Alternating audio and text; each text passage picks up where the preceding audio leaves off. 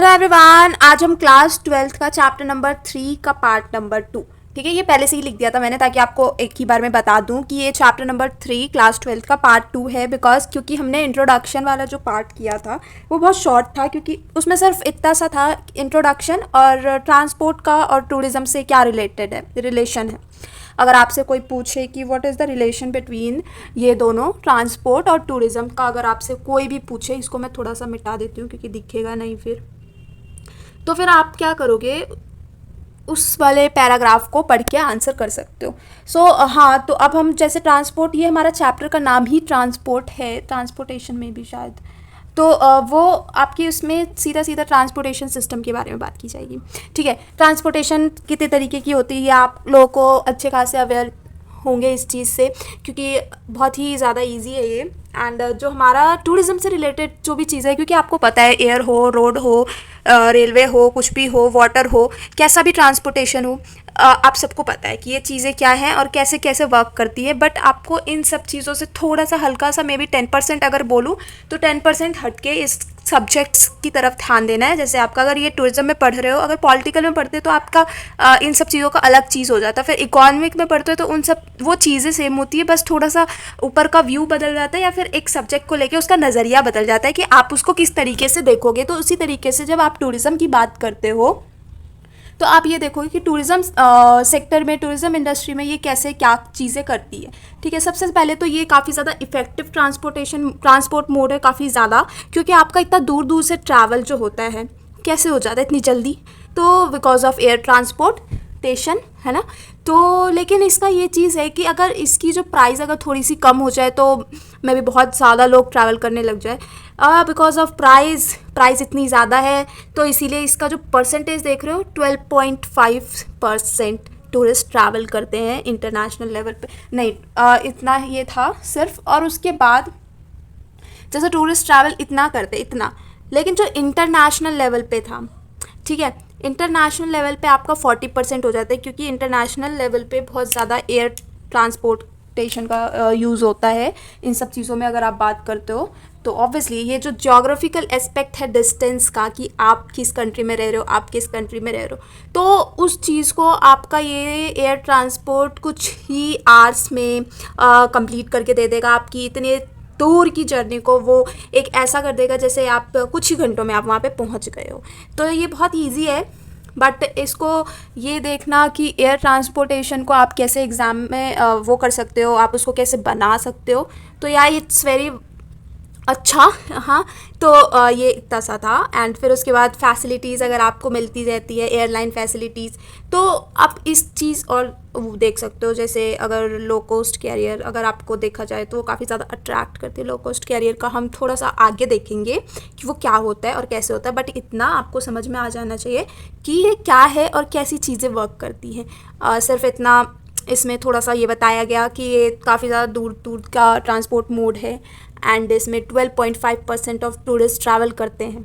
But अगर आप international level पे देखो तो इसका शेयर कितना है, उसके साथ साथ ये जोग्राफिकल एस्पेक्ट डिस्टेंस जो आपका बनाता है उस चीज़ को ये कुछ ही घंटों में, मतलब कुछ ही घंटों में उसको पूरा कर देता है। लाइक आप इतना दूर दूर जा रहे हो और 3-4 घंटे में पहुंच रहे हो, उस डिस्टेंस को मिनिमाइज़ कर देता है।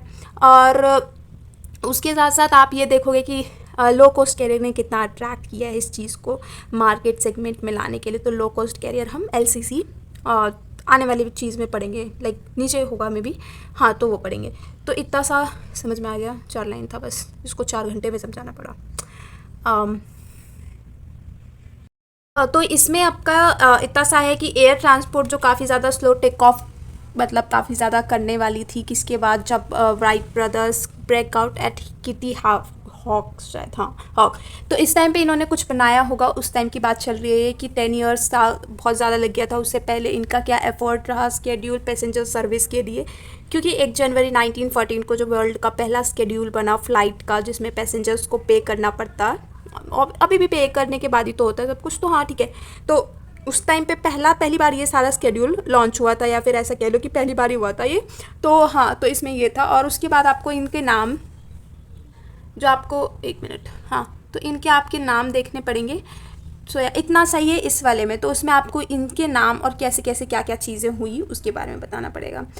अब हम आ जाते हैं अपना लो कॉस्ट एलसीसी पे। एलसीसी क्या होता है, कैसे होता है? ये एक तो एयरलाइन का ही सर्विस है, बट एलसीसी मतलब क्या हो जाता है कि क्योंकि लो कॉस्ट कैरियर है तो इसमें आपका पैसा उतना नहीं लगेगा। थोड़ा सा आपका जो भी चीज़ें हैं, आपको जो भी फैसिलिटीज़ मिल रही है एक मान लो एक किसी फ़्लाइट से, किसी एयरलाइन से, तो वो सारी में भी थोड़ी सी मिनिमाइज़ हो सकती है। उसके साथ साथ साउथ वेस्ट एयरलाइंस जो है वो भी ऐसे कैरी करते हैं, तापा टू, ये सारी चीज़ें हैं ना जगह के उसमें से आपको बताया गया है। उसके साथ साथ आपका वर्ल्ड वॉर के बाद जब ये शुरू हुआ, फर्स्ट फ्लाइट फ्रॉम तांपा, फिर उन्होंने प्रोवाइड किया एक चीज़ें, डेवलपमेंट, कमर्शियल एविएशन, ये सारी चीज़ें उन लोगों ने ऐसे शुरू कर दिया क्योंकि फिर एक तरीके से ये बिल्कुल फॉर्म में आ जाए।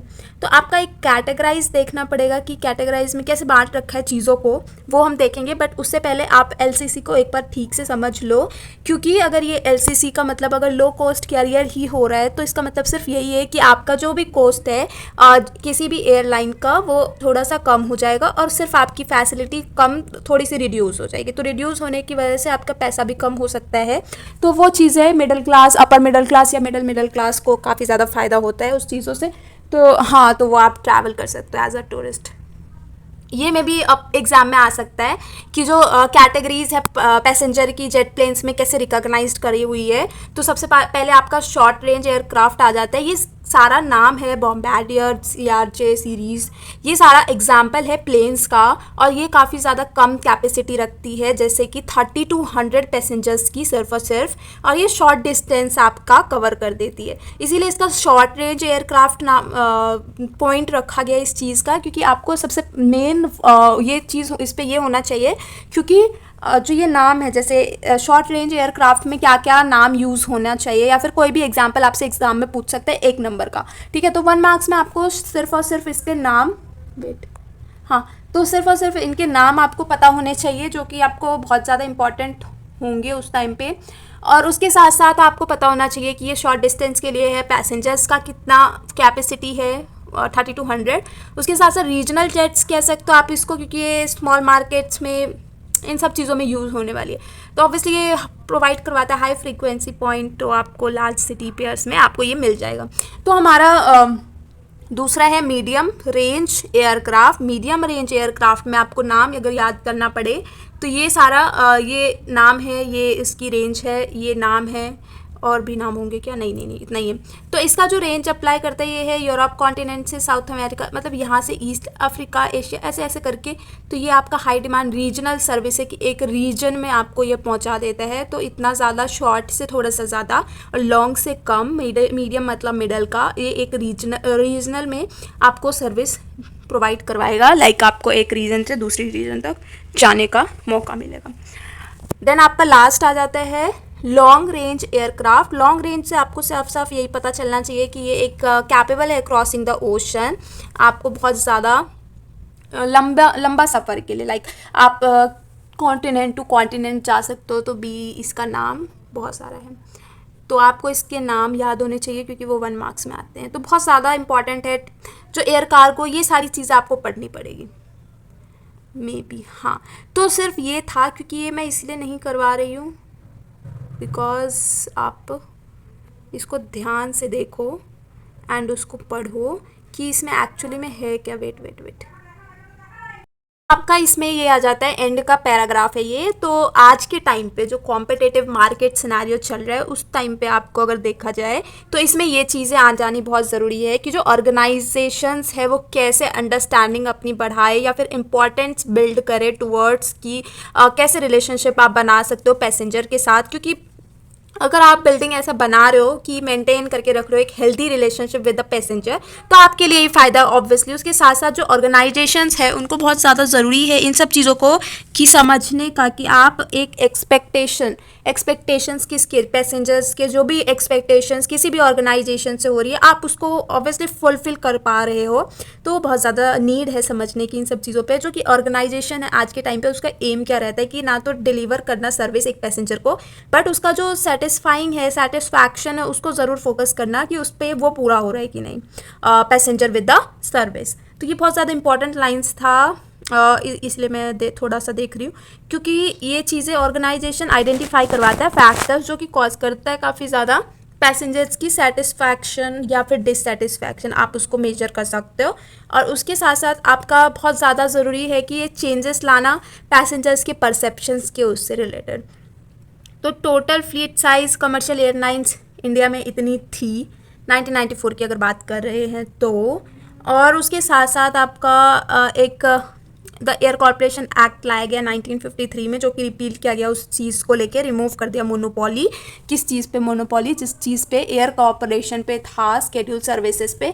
और वो सारा प्राइवेट एयरलाइंस जो ऑपरेट करती थी स्केड्यूल सर्विसेज, जो कन्वर्ट हो गया है इंडियन एयरलाइन और एयर इंडिया में, जो लिमिट हो गई कंपनी, और प्राइवेट पार्टिसिपेशन जो नेशनल कैरियर्स का था वो चीज़ें हो गई। साथ साथ आपने 1990 से प्राइवेट एयरलाइन कंपनीज जो थी उसको अलाउ कर दिया गया कि वो ऑपरेट करे टैक्सी सर्विसेज। और इसका रिजल्ट ये आया कि इस्टेब्लिश हुई काफ़ी ज़्यादा जेट एयरवे और एयर सहाराज। और अब चेंजेस क्या आ रही हैं इंडियन एविएशन पॉलिसीज़ में, जो भी रिजल्ट ला रहा है, इंक्रीज़ कर रहा है share of private airlines operators. उसके साथ साथ आपका देखा गया है कि ये सारी चीज़ें डोमेस्टिक पैसेंजर्स के अंदर हो रही है, कैरियज के 68.5% 2005 में।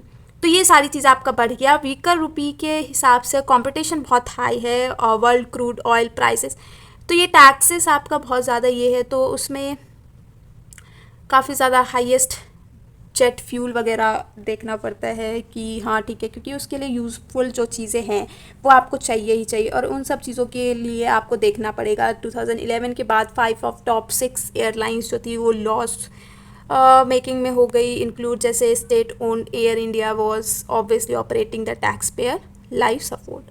तो ये आपका सिर्फ था एयरलाइंस के बारे में। हमने शुरू में एयरलाइंस का पढ़ा कि एक्चुअली होता क्या है सबको पता है, बट क्या क्या चीज़ें थी हमने वो सब पढ़ा। उसके बाद 3 टाइप में कैटेगराइज कर रखा था, उसके नीचे का इतना कुछ इंपॉर्टेंट नहीं लगा मुझे, बट आप स्टिल उसको पढ़ना। उसके साथ साथ ये पैराग्राफ, तो क्वेश्चन आ सकता है आपका कि importance of transport in an economy. ऐसे क्वेश्चन नहीं आते, सीधा आपसे क्वेश्चन पूछा जाएगा। तो इकोनॉमी में क्या ट्रांसपोर्ट इंपॉर्टेंट रखना है, बहुत इंपॉर्टेंट है ये क्वेश्चन। साथ साथ एलसीसी का क्या मतलब है, 2 नंबर 1 नंबर में आ सकता है। Major categories of air passenger, ये आपका में भी बहुत ज़्यादा इंपॉर्टेंट है।